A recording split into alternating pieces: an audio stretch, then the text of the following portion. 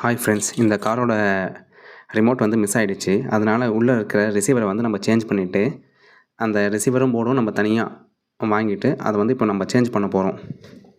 நம்ம எந்த ஒயரிங் பண்ணாலும் சரி, அதை ஒரு ஃபோட்டோ ஒன்று எடுத்து வச்சுக்கோங்க. ஏன்னா அப்போ தான் நல்லா கிளியராக எடுத்து வச்சுக்கிட்டிங்கன்னா, அப்போ தான் நம்ம ஏதாச்சும் ஒரு ஒயர் நம்ம ஏதாச்சும் கழட்டும் போது ஒயர் வந்து கட் ஆகிடும். அப்படி கட் ஆச்சுன்னா கூட நம்ம அந்த ஃபோட்டோ பார்த்து நம்ம அதை கரெக்டான ஜாயிண்ட்டுக்கும் கொடுத்துக்கலாம்.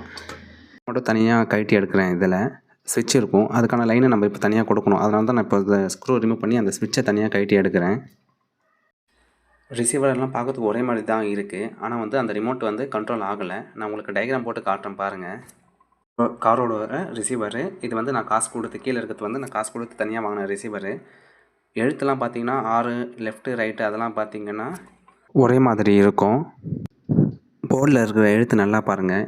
லெஃப்ட்டு ரைட்டு பேக்வேர்டு ஃப்ரண்ட்டு அது எல்லாமே பார்த்தீங்கன்னா ஒயரிங் மாற்றி மாற்றி இருக்கும். 2 போர்டுக்கும் வித்தியாசம் பார்த்தீங்கன்னா கலர் வித்தியாசமாக இருக்கும். போர்டுக்கு கலருக்கு அந்த ஒயரிங் பண்ண அதனால் ஒயரிங் பார்க்காதீங்க, கன்ஃபியூஸ் ஆகிடுவீங்க. எப்பவுமே அந்த போர்டை மட்டும் பாருங்கள். லெஃப்ட்டில் என்ன போட்டிருக்கு, ரைட்டில் என்ன போட்டிருக்கு அப்படின்னு சொல்லிட்டு மட்டும் போர்டை பாருங்கள்.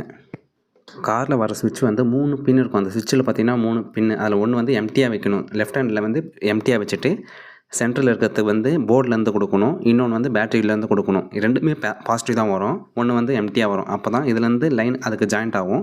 நம்ம ஜாயிண்ட் இல்லாதது இப்படி நகர்த்தி விட்டால் ஆஃப்னு சொல்லிட்டு வரும். ஓகேவா? அதனால் ஸ்விட்சுக்கெலாம் கரெக்டாக ஒயரிங் பண்ணிவிடுங்க. ஸ்விட்சில் பாசிட்டிவ் மட்டும்தான் வரும், நெகட்டிவ் வராது. அது நல்லா நோட் பண்ணிங்கன்னா உங்களுக்கு தெரியும். எனக்கு இந்த 3 மினிட்ஸ் வீடியோவில் வாய்ஸ் ஓவர் கொடுக்கவே ரொம்ப கஷ்டமாக இருக்குது. ஏன்னா அதனால தான் வீடியோ கொஞ்சம் ஸ்பீடாக ஓட்டுவேன். வீடியோ குவாலிட்டியும் கொஞ்சம் இதுவாக இருக்கும். நான் உங்களுக்கு நெக்ஸ்ட் டைம் வீடியோ வந்து பெருசாக அப்லோட் பண்ணுறேன். நல்லா கிட்ட வச்சு ஜூமிங்கில் வச்சு எல்லாமே வச்சு கரெக்டாக பக்காவாக உங்களுக்கு ஒயரிங் கொடுக்குறேன். இப்போ அதேமாதிரி ரிசீவர் பாருங்கள்.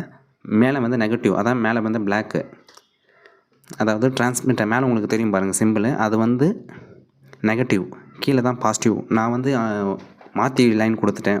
ஒரு போர்டு வேஸ்ட்டாக போயிடுச்சு. அதனால் பாசிட்டிவ் நெகட்டிவ் கரெக்டாக கொடுங்க. இப்போ எனக்கு ஒரு போர்டு வேஸ்ட்டாக போயிடுச்சு. நான் பாசிட்டிவ் நெகட்டிவ் தப்பாக கொடுத்தனால நான் அந்த ரிசீவர்லாம் கரெக்டாக பண்ணுறேன். டிரான்ஸ்மிட்டரில் தப்பு பண்ணிட்டேன். அதனால் எனக்கு ஒரு போர்டு வேஸ்ட்டாக போயிடுச்சு, ஹீட் ஆகிடுச்சு நான் மாற்றி கொடுத்தனால. இப்போ பாருங்கள், நம்ம ரெடி பண்ணி இப்போ கார் ஓட்ட போகிறோம். உங்களுக்கு நான் இதோட டயக்ராம்லாம் கடைசியாக போட்டிருக்கேன், அதெல்லாம் நல்லா பாருங்கள்.